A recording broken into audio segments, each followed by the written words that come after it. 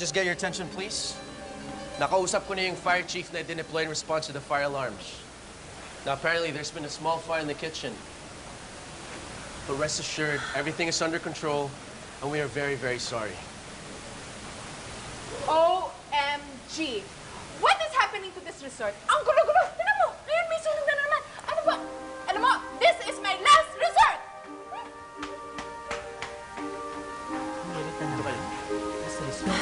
Sabi ng fire chief, nakabukas daw lahat ng Tito burners. Ahmed, may I talk to you? You're talking to me already.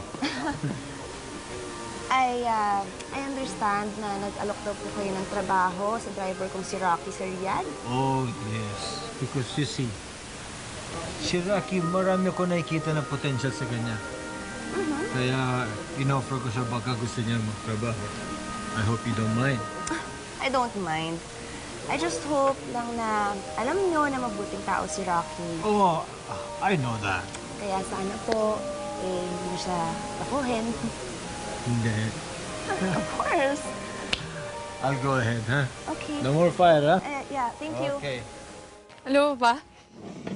Nung palabas yung mga tao sa kusina kanina, pumasok tapos kinuha ko itong mga sandwich na to. Alam mo, Trisha, medyo nag-aalala na ako sa'yo. Hindi ko alam kung may topa ka o bored ka lang sa buhay mo o KSP. Kulang sa pansin. Wow. This is a stroke of a genius. Yes, a stroke of a genius, all right. Sana nga lang ako ang gumawa. You mean to tell me hindi ikaw may kagagawa niyan?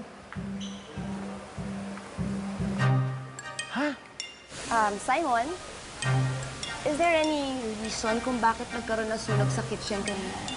I don't know, Gabby. It's all really strange. Sabi ni Ned, bigla na lang daw bumukas yung isang stove. Oh, The weird thing is, hindi naman ginagamit yung stove na yun eh. At ito pa, when the fire chief inspected it, lahat ng burners bukas. sa tingin mo ba may kagagawan yung tao na gusto mag-sabotage sa resort natin? The same person na gusto magpakawala ng daga ng auction? I don't know, until we have a reliable witness that would give us a suspect, wala pang ebidensya. Teka nga pala, asa si Trisha? Hindi, Ned. Tulad ng sinabi ko sa'yo, what's life without risk? Besides, kung ano naman kasi yung mga bawal, yung mga masasarap eh. Oh, katulad itong sandwich na to, hindi ba ito pinakamasarap na sandwich na natikman mo ever? Oo, diba? Talagang masarap, no? Ako gumawa nito eh. Hindi siya masarap dahil ginawa mo. Masarap siya kasi ninakaw ko siya tsaka yung mga tao sa baba na tatanata na hindi nila alam kung saan napunta to. Oh, sige, Bert. Dali mo na yun sa kusina. Pakibanlawan na. Ako, kuya. Oh, Lo. Napansin ko lang, parang wala kayong gana. Wala. Marami lang akong iniisip. Nakakamiss din pala wala si Asyong dito, no? Kailan bang balik nun galing probinsya? Ate Gabi, I really don't know what the big deal is. Wala naman nangyari. Trish, that's not the point. Yes, walang nangyari ngayon, pero paano kung serious na pala yung situation kanina?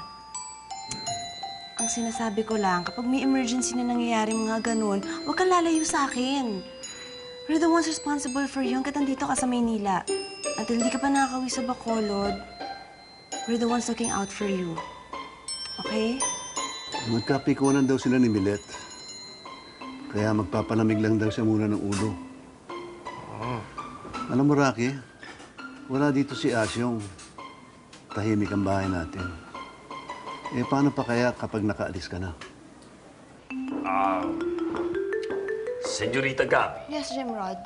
pwede ho ba ko kayong makausap About what?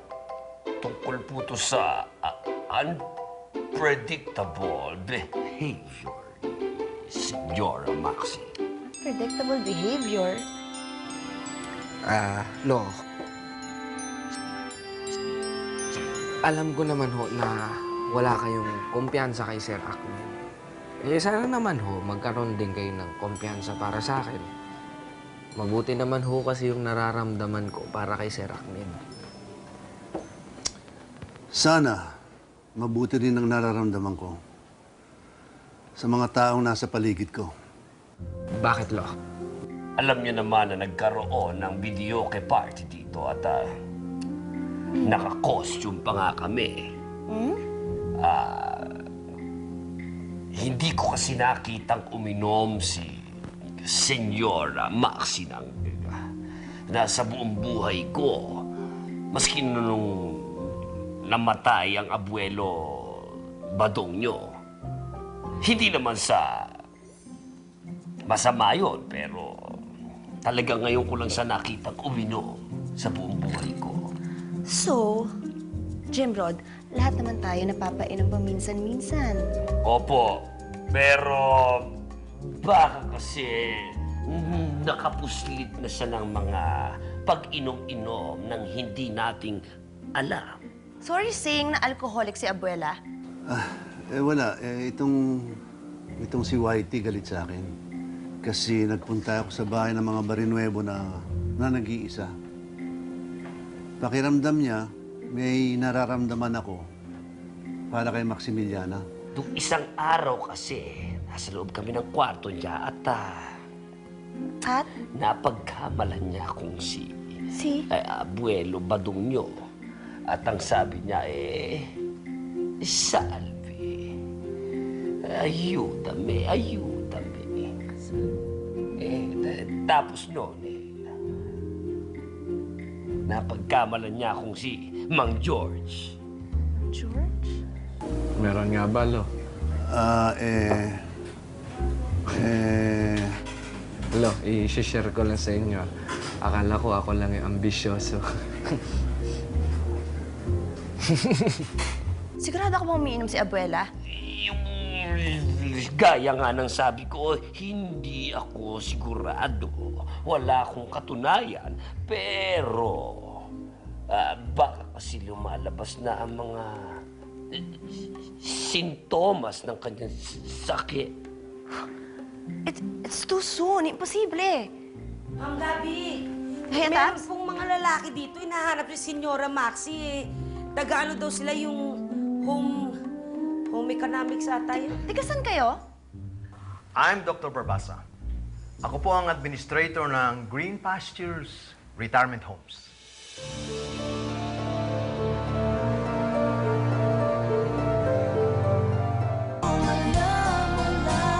Sino nagpatawag sa inyo? Ako ang nagpatawag sa kanya. Panganib ng Abuela Maximo sa sarili niya, pati na rin sa mga nakapaligid sa kanya. Tanungin mo si Jim Rod. Andun siya kanina umaga. Jim Rod. Senyorita, kanina kasi, nilusob ni Senyora Max, si Senyorita Araceli, habang bumibili siya ng alahas kay Aling White. You gotta be kidding me. Nagkaroon ng fire scare si Luis Kay? I'm not kidding you. Napipilitang lumabas sa mga guests mula sa rooms nila and everything. How neat is that? Bakit hindi ka masaya? I thought, masisiyahan ka na anything na makakahiya sa stepsister mo.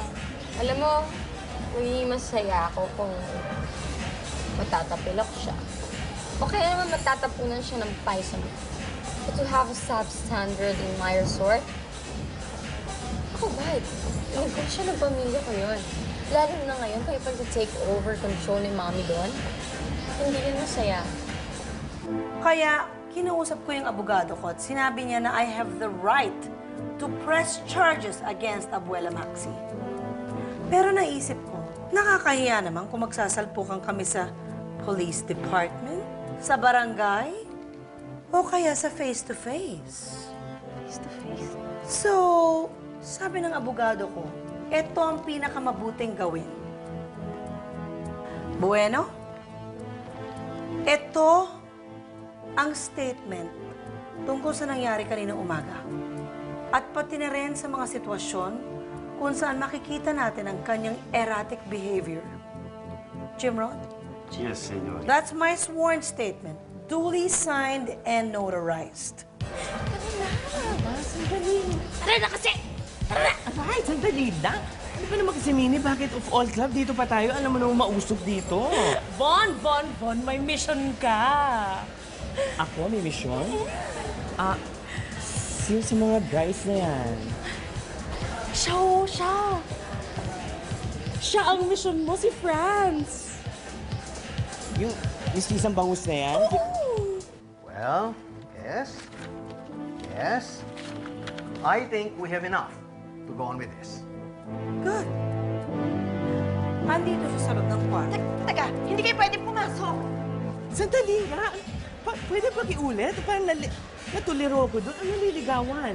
Ay, ayan o, no? She's right for the picking. Tingnan mo yung mga kasama niya. Iniiwan na siya. Walay na. Go! Gaga, ano ka pa hindi po pwede dahil matagal ko nang kilala yan. Alam niya, bading ako. Hello? Hello, Ving. E di sabihin mo, nagbabading-badingan ka lang na all this time nagkukuwari kang bading para malapit sa girls. Kasi ang mga girls malapit sa bading dahil they trust them. Sabihin mo, nagbabading-badingan ka! Gabi! Abela! Dahan, ha? Yes, I can, Gabi. Ayokong sumama sa kanila. Matagal nang nagdi-deteriorate ang sitwasyon at kondisyon ng Abuela Maximo. Tingnan mong ginawa niya sa akin. May karapatan akong protektahan ang pamilyang ito from danger.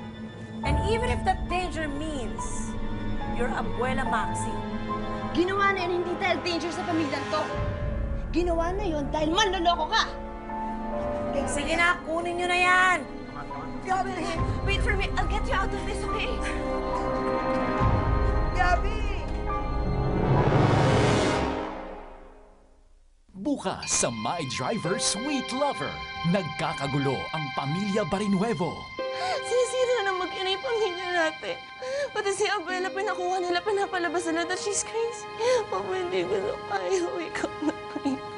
You just tell me how much you're going to sell in heaven and I'll let my lawyers work on the documents. At nawawalan na ng pasensya si Gabby. Makukuha niya lang ang respeto ko, oras at tigilan niyo yung mga kalokohan na ginagawa sa kumpanya. I am firing you as the Chief Executive Officer of this resort. I'm doing a major makeover of this company. Kung makeover lang ang gusto niyo, pues, ito may makeover.